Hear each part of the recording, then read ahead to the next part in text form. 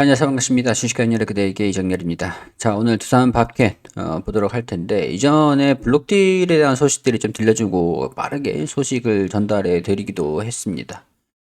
자, 우리 두산 밥켓이 블록딜 한 다음에 주가가 좀 지지부진한 흐름들을 보여주고 있는데, 본처럼, 좀처럼 회복하지 못하고 있는 모습이에요. 어디서 좀 반등이 나와줄까? 일단은 주가 브레이크가 좀 걸린 게 약간 양봉으로 마감을 한 게 34,000원 부근들이고 딱 61선이 이제 돌아섰잖아요. 돌아서고 고개를 좀 들어 올리고 있는 상황들 중에서 자, 여기서 이제 방향성들을 좀 결정을 하지 않을까 이런 판단들이 좀 됩니다. 61선이 이렇게 올라오고 있는 상태에서 21선이 조정을 이렇게 살짝 받고 있는 상태고 주가는 내려와 있으니까 21선을 이렇게 하락을 하게 되겠죠. 자, 그렇게 되면 61선이나 21선은 이렇게 밀집이 될 겁니다. 자, 이렇게 밀집되는 모습들 예측을 할 수가 있겠죠. 자, 그럼 주가가 어떻게 움직일까? 일단 여기에서 61선의 지지를 좀 받아준다라고 한다면 61선의 지지를 받고 반등 이런 식으로. 자, 그 다음에 이 36,000원 부분들을 뚫어줄까? 이게 38,000원, 4만원을 결정을 할 수 있을 것 같은데, 저는 이 구간들이 오면은 또 이제 차익 실현 물량들이 우수수 쏟아질 거다. 이렇게 좀 걱정이 좀 됩니다. 자, 그 이유에 대해서는 이렇게 이거 보면서 설명을 드릴게요. 자, 두산마켓 오버행 이슈에 발목을 잡혔다. 오버행이라는 것들은 시장의 블록딜이라든가 블록딜뿐만 아니라 대량 매도가 나오는 거를 오버행이라고 합니다. 오버행. 여기 오버행이 왜 오버행이냐, 왜 오버행 이슈가 발목을 잡느냐 이런 것들을 보면은 지난 11월 30일 대주주인 두산에너빌리티와 PRS라고 해가지고 프라이스 리턴 스왑 계약에 따라서 4개 증권사가 보유 중이던 두산마켓 지분 987만 주 중에서 500만 주가 37,000원에 시간 외 대량 매매로 매각이 됐다. 기관 투자자들한테. 자, 우리가 이 시간 외 대량 매매라는 것들은 이렇게 설명을 좀 드릴게요. 자, 일단은 여기에서 두산 에너빌리티를 탓하시는 분들이 굉장히 좀 많더라고요. 근데 이거는 매도를 한 게 매각 주체가 4개 증권사입니다. 증권사. 자, 그럼 이렇게 표현을 하겠습니다. 여기 A, B, C, D 증권사가 있습니다. 증권사. 자, 여기서 그리고 두산 에너빌리티가 있잖아요. 자, 이 두 기업이 있는데 두산 에너빌리티가 이렇게 자회사로 두산 밥켓에 대한 지분이 있어요. 이 지분에 대한 거를 얘네들한테 위탁을 하고, 야, 주가 올라가면은 나한테 돈 주고, 주가 떨어지면은 이 기준 주가에서 떨어지면은 내가 니한테 돈 줄게. 이렇게 한 거예요. 지분은 그대로 유지를 시키면서. 자, 그래서 위탁을 했습니다. 맡겼어요. 그러면 이 두산마켓 주가가 오르면 두산 에너빌리티한테 수익을 줘야 되잖아요. 줘야 되는데 이게 감당이 안 되니까 이 지분을 매도를 해가지고 증권사에서 매도를 해가지고 매각을 해서 두산 에너빌리티한테 주겠다 이겁니다. 그래서 이제 블록딜이 나와줬던 거예요. 자, 근데 이 내용들을 보면은 자, 이런 구조인 거거든요. 자, 두산 에너빌리티와 4개 증권사가 보유 중이던 두산마켓 지분이 시간 외 대량 매매. 자, 그럼 시간 외 대량 매매를 하기 위해서 우리가 매도를 한다라는 것들, 매도를 한다. 그러면은 다른 사람들은 이거를 매수를 한 거잖아요. 37,000원에. 내가 37,000원에 팔 거야. 그러면 사는 사람이 있어야 거래가 되잖아요. 그러면은 4개 증권사에는 수요를 예측을 하거든요. 수요 예측. 야, 우리 수요 예측 이거 우리가 매각을 할 건데 37,000원에 팔게. 지금 주가가 4만 원이야. 4만 원인데 마이너스 10% 할인율 넣어가지고 37,000원에 팔게. 살 사람 손들어 이렇게 해가지고 시간 외 장전 개장을 하기 전에 장전 시간 내로 던져버립니다.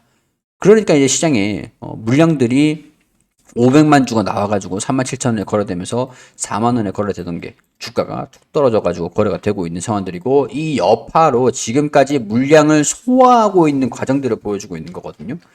자, 일단은 우리가 여기서 너무 이렇게 우려를 안 하셔도 된다는 게 일단은 여기까지에서 매각을 했다라는 걸 팔았다라는 거는 그만큼 산 사람이 있다라는 거. 평균 단가가 우리고 낮춰서 따라가면 된다는 거. 그 가격이 37,000원대라는 거. 37,000원 이하로 평균 단가를 낮추시는 게 일단은 여기서 우리가 키워드를 얻을 수가 있겠죠. 합리적인 부분에서. 자, 근데 여기서 끝이 아니에요. 여기서 끝이면은 주가가 반등 나올 가능성들이 높은 상황이라고 할 수 있을 것 같은데 자, 매각 이후에도 잔여 물량이 487만 주가 남게 된다. 자, 한번 1차적으로 매각을 했으니까 추후에 3개월간 매각 금지 조항이 단서로 붙었지만 일종의 가이드라인이기 때문에 오버행 이슈가 완전히 해소가 되지 않고 있다. 자, 그렇게 되면은 우리가 3개월 이후에 시장 교란 조치 뭐 이런 것들에서 일정 뭐 안정적인 건 주가 보호를 하기 위해서 시장 안정화 조치로 인해서 3개월 동안 매도하지 마. 치대 주주에 대한 책임감을 좀 가지고 분할 매도해. 3개월 이후에 매도해. 이거를 좀 브레이크를 걸어 놓긴 했어요. 브레이크를 걸어 놔도 일단은 3개월 이후에 남은 487만 주 500만 주잖아요. 500만 주를 매도했는데 마이너스 10%가 떨어지고 지금 그 이상 20% 가까이 떨어졌어요. 4만 원, 4만 1천 원 하던 게 지금 3만 5천 원 왔단 말이죠. 자, 와, 여기서 할인이 되고 있구나. 라고 보기에는 아직까지는 한 차례 한 번 더 남았다. 아직 한 발 더 남았다. 이렇게 볼 수가 있는 거죠. 여기 보면은 이제 이번 달에 지난 11월 말이니까 12월 초, 1, 2, 3, 그리고 3월 달 2월 말에서 3월 초 매각을 할 수가 있는 거죠. 그럼 주가가 한 번 더 매각을 할 수 있으니까 주가를 이거를 매수를 해야 주가가 올라가는데 블록딜이 또 나올 수 있으니까 당장 이거를 매수를 하기에는 조금 좀 걱정이 돼. 그렇기 때문에 수급이 원활하게 돌지 않고 있다라고 봐야 되는 건데 지금 외국인이 순매수 흐름들을 강하게 보여주고 있습니다. 11월 30일, 29일, 30일 이후에 외국인들이 엄청 줍줍 계속 주워가고 있어요. 근데 기관은 매도를 하고 있어요. 시장에 던진 거를 외국인들이 이때다 싶어서 계속 사고 있거든요. 자, 우리가 근데 외국인이랑 우리 개인 투자자들은 똑같진 않죠. 똑같을 수가 없죠. 그러니까 외국인들이 순매수하는 모습들을 계속 보여주고 있지만 한 차례 더 이 487만 주가 또 블록들이 나온다라고 했을 때 우리가 이거를 이때 할인이 들어갈 때 강제적인 할인이잖아요. 할인이 들어갈 때 대응을 잡아가겠다 라고 보시는 게 합리적인 방법이 되겠죠. 자, 다행스러운 부분들은 할인폭이 10% 정도 할인이 컸으며 잔여 물량이 487만 주가 남게 되는 것들이지만 완전히 해소되지 못하고 계속 이어지겠지만 3개월 매각 이후에 매도를 한다라고 한다면 계속 할인이 되고 그걸 이제 급소로 투자 포인트로 잡고 이제 불확실성이 완전히 완화가 된다라는 상황에서 4분기에 대한 실적은 좋을 것이다. 좋을 것이다. 그러면 장기적으로 봤을 때 4분기 실적 체크를 한 다음에 1분기 실적을 발표하기 직전이 이제 블록딜 시점으로 우리가 체크를 예상을 해볼 수가 있겠죠. 4분기 실적을 좀 체크를 해보면은 그동안 이제 3분기 실적이 굉장히 좀 잘 나왔었습니다. 두산마켓의 매출 자체도 그렇고 영업이익도 뭐 3분기 실적이 좀 서프라이즈가 나왔어요.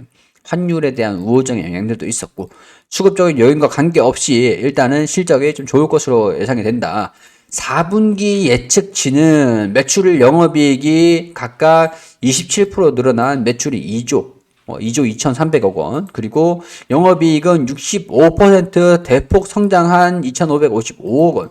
자, 그러면은 여기 3분기보다는 조금 낮을 수는 있겠지만은 추정을 하고 있는 추정치는 긍정적이다. 환율 하락과 성과금을 비롯한 4분기 각전 계정성 비용들이 들어감에도 불구하고 북미하고 유럽에서 견조한 수요 그리고 제품 가격까지 인상이 되고 이런 것들이 물류 난도 해소가 되고 이런 것들이 전년 동기 대비해서 고성장세가 유지될 것으로 보고 있다라는 것들이죠.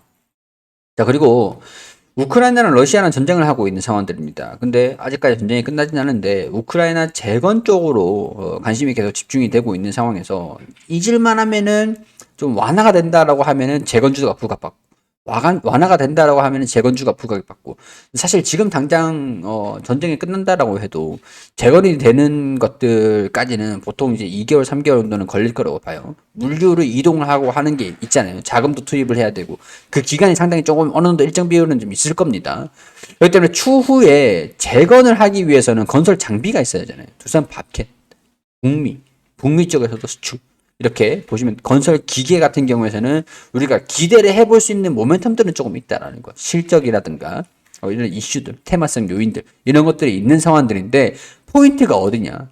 포인트는 제가 봤을 때는 내년 한 3월 달, 2월 말부터 3월 초 이때 블록딜이 한 번 나오면 그때는 대응을 잡을 수 있는 포인트가 아닐까 그런 생각들이 듭니다. 일단 지금 당장에는 이 부분에서 주가가 어떻게 움직이는지 체크를 해보시고 여기서 반등 나오는 것들을 체크를 해보시고 35,000원 부분에서 돌파를 한다라고 하면은 이 상단 부분에서 우리가 차익 실현을 조금 해야 되겠구나 라고 판단하는 게 합리적이지 않을까라는 것들을 이 적절한 가이드 뭐 포인트 이런 것들을 좀 말씀을 좀 드릴 수 있을 것 같습니다.